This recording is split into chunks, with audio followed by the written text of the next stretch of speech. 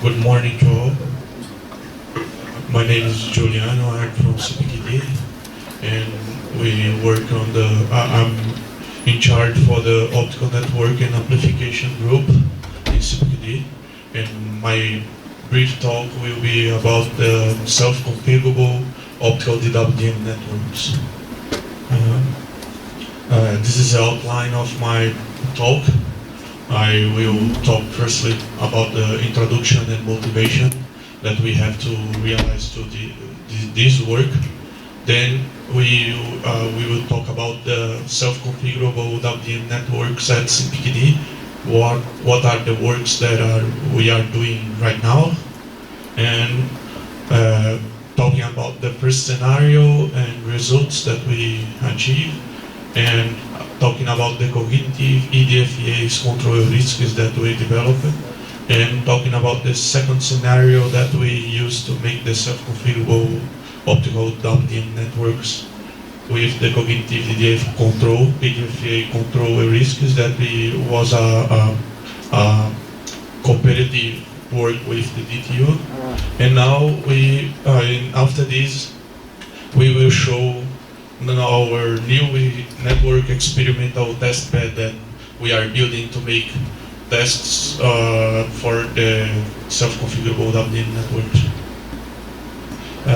The introduction and the motivation is all about that the future internet should manage this complexity without adding more complexity. Their networks are real complex, and we have to minimize the network operators and users intervention on this network, because the human intervention is really bad to the network. We can mess all the things. And in the future, we desire a network that is easily maintainable, have the capabilities continuously improved, and must rely as little as possible on the human intervention. Based on this, what are the requirements to these new networks? The requirements are to make an optical layer dynamic and reconfigurable with control plane, able to improve the flexibility and optimize the bandwidth of the network. Then other requirement is to make an accurate consideration of the physical layer impairments in order to better and increase the QoS, the quality of service in the system. Then, based on these requirements, we see that a new concept is emerging. That is a concept of a smart optical network, or autonomous optical network, or sometimes call it cognitive optical networks. Then this is the actual scenario in WDM networks. We can have here we are representing a span with ROADMs, with amplifiers, and transmitter and receivers. Today we can have this GMPOS control plane, make the network registration, the topology discovery, and the route wavelength assignment as well. And we can monitoring through the OMP protocol the input power, the output power, all the parameters, performance parameters around the network. But what we want to do with this cognitive and autonomous network is to put in the middle a layer where we can monitor through these monitored parameters. We want to build some intelligence to control the network. We want to analyze all the parameters and make the network control from end to end. Because today we have developed amplifiers, ROADMs, and make controls on only the unit by itself. And the sum of these controls around the network does not imply the best performance network. Then based on this, we are working in use the GMPOS control plane monitoring parameters to build intelligence that perceive the problem in the network and calculate the actuation points to make the performance higher and higher and higher in the network. Then today in SpeakD we work in two scenarios. The scenario one was the starting of all the project. We mount our network, making monitoring using Ethernet direct connectivity to the equipment, implement some control with LabVIEW to make the decisions around the monitoring parameters in GMPOS, and make the cognition offline, exchange the operating points of the amplifiers and the network to enhance the performance. And this scenario 2 that we finished this in the middle of this year, we made the online monitoring. We build the network, make the online monitoring, and make the control in a real time. And I will show these results for you. This is the first scenario. We sent a paper for the Photonics in Switch conference, was accepted, and we have made the presentation there. And it was a simple network with some spans, and we use a computer to monitoring all the parameters from the WSS, the ADFA, the transponders. And here in the, let me see here you can see that we put some attenuation in the network, and we have a network free of errors. When we put the attenuation, we get a high error, and then we adjust the ADFAs and the attenuations in the WSS to recover the network from the error along the time. We make this first scenario with offline analysis and offline actuations, and we use 10 gigabit per second signals and 112 gigabit per second coherent signals too. And when we induce the power line impairment, we actuate on the network to recover the error. Only exchange the point or operation point of the amplifiers and the WSS. After this, we see that the amplifier has a different performance for each point of operation, depending on input and output power and the gain that the amplifier is working. You have different parameters of noise figure and spectral flatness. Based on this, we build we make a characterizer or a characterization of the amplifier performance for a region of operation, because we have now dynamic networks and we not only work for a point and now work for a region of points.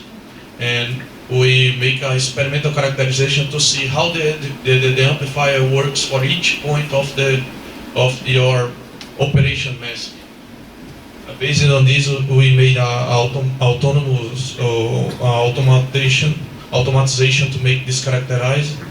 And after this, we get something like that, a power mask, where we have for each point, input and output point, we have the flatness and the noise figure for each amplifier.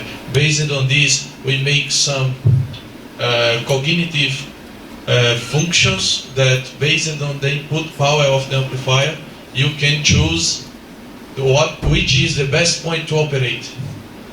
Based on this, we create we build a cognitive amplifier, a cognitive EDFA. Then in the network, depending on the state of the network, the amplifier by itself changes your operation point to maximize the performance. Then it's just to explain, for one input power, we have many performance parameters related to flatness and noise figure. Based on this, we get the lowest distance from one point is the best point that provide the both performance. Then we choose this operation point that is a gain that the amplifier must operate. And if you change the input power of the network, you will have to analyze again and exchange and we do this dynamically in the network. Making this, and we can always operate the amplifier in the best point, and the best performance point. And when you have high performance transmitter and receivers, you have constraints about the launch power in the fiber to generate, because the launch power, when it's higher for a high efficient modulation format, you generate some high nonlinearities. Then when we use this, we can on this cognitive amplifier considers the launch power to avoid to choose points that put high power on the fiber and generate high nonlinearities. Then we make these two type of cognitive amplifiers, and we use in the network. Then after this, we make the second scenario, that we make our online GMPLS control with EDFA, cognitive EDFA, and with the launch power consideration and without the launch power consideration. This work was a cooperation with the DTU, the Ildefonso group, and what we built was to build a bigger network scenario, put 112 gigabit channels, 200 gigabit channel, 400 gigabit channels with OFDM, and 10 gigabit transponders that we have from Caltech in the lab. Then we put multi-rate transmitters, coherent and non-coherent receivers, make a reconfigurable optical network that is a copy of the Giga network that we have to make field trial, but we make a copy of this network inside the laboratory to make these tests, and we build the network with put the GMPLS to operate online for each node, and make the experiment that is to change the attenuation of the network, input power line impairments on the network, and see the cognitive control enhance the network performance. Making this is some spectrums to show that in some points we remove channels in some points of the network, and in other points we add channels, just to show that the network was a configurable network. And this is all the mounting that we make for the experiment in the laboratory.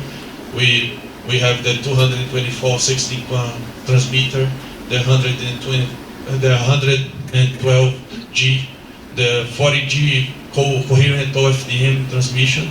Then the coherent receiver was our oscilloscope, and we built the network with the three sites, called Campinas, Jundiaí, and São Paulo.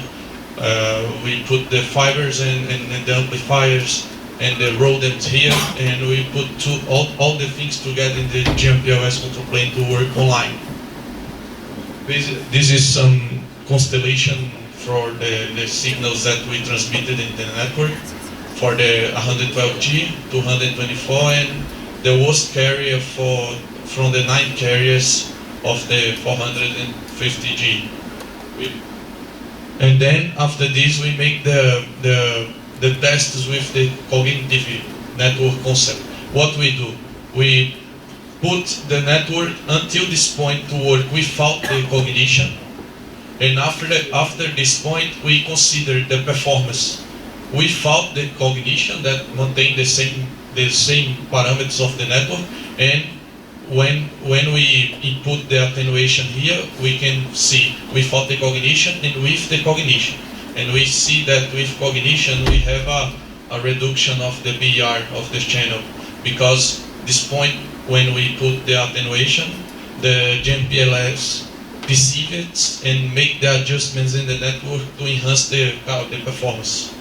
Then in this scenario, we only change the operation points of the amplifiers. We change the the gains of the amplifiers to make to enhance the performance.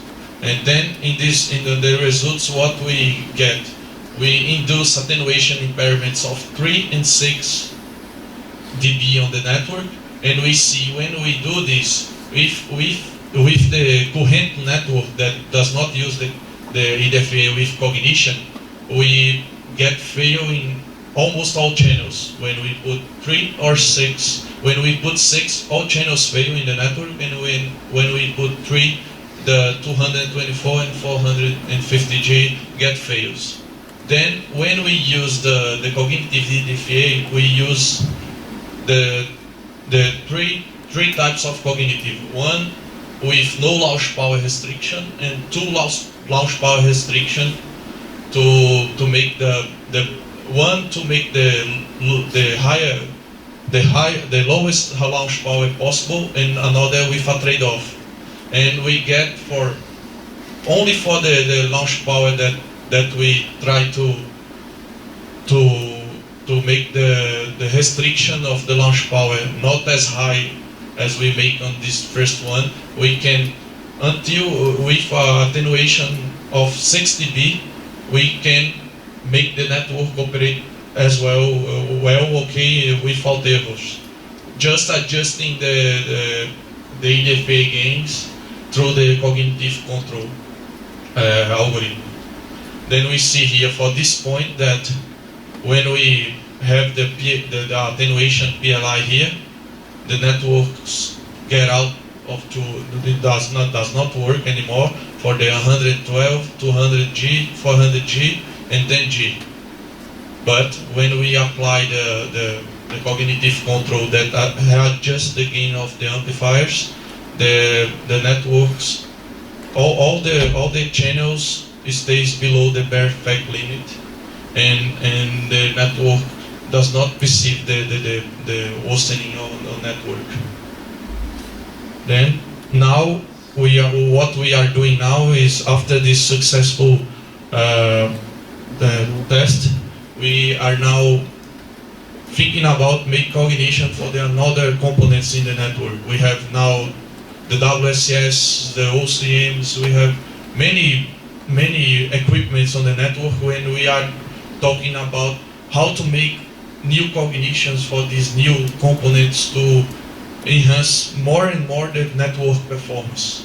Then this is our aim of study on our research project, and we are now thinking about a roadmap to this cognitive network in our new testbed. We want to build cognitive EDFA, what we have already done, but we want to build cognitive WCS and cognitive tunable chromatic dispersion transponders modules. We want to make algorithm for each one of the impairments in the network to adjust the network itself to enhance the performance. And we want to, in the final, want to put all these things together and try to make the network will still work under impairments in the network. And then this is our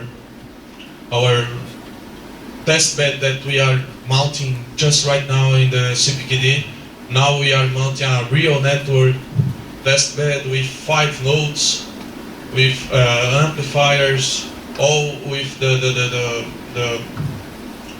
DCN2, and we are integrating this network with this network topology with the GMPOS to make further studies and to research about more and more the cognitive network, WDM network. And this is how we are planning to mount in our laboratory. We are building 3 racks to put all the equipment.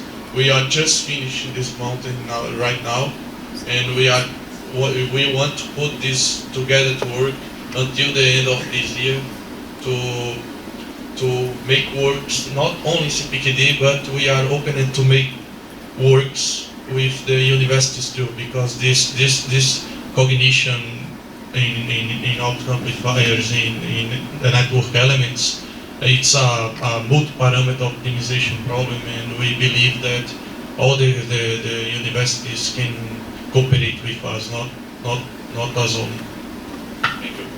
This is the finish of my talk. Thank you. Any question? My question is more related with the underlying assumption of cognitive networks. Maybe more parameters, more control might get worse results. Yes. So, what's the trade-off between complexity and network stability? So it's becoming a kind of complex system or a dynamic system. Yes. So you can have chaotic behaviors and everything that will be a nightmare for the network operator. I understand.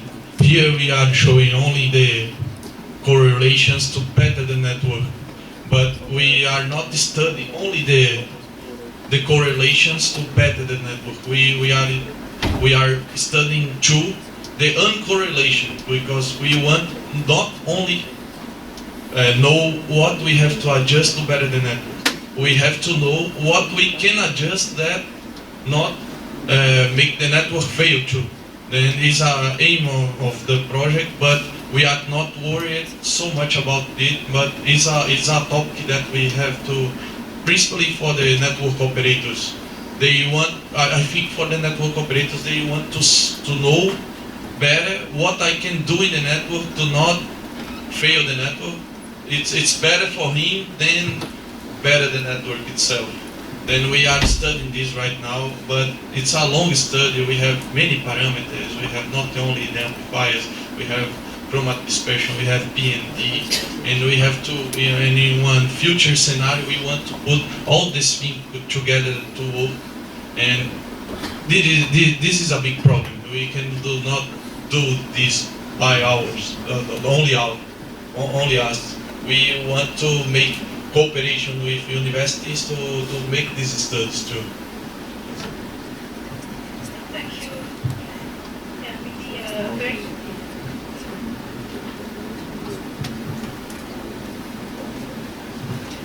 Do you intend to analyze the effects of adding and drop wavelengths, or just to insert some loss? We have with the new test bed, we want to automatize all the network testing, and when we do this, we will have the capability to analyze the add and drop in the network, to analyze transient parameters too. This is a aim, but not right now, because we are just building this network. Okay, thank you. Let's thank our speaker.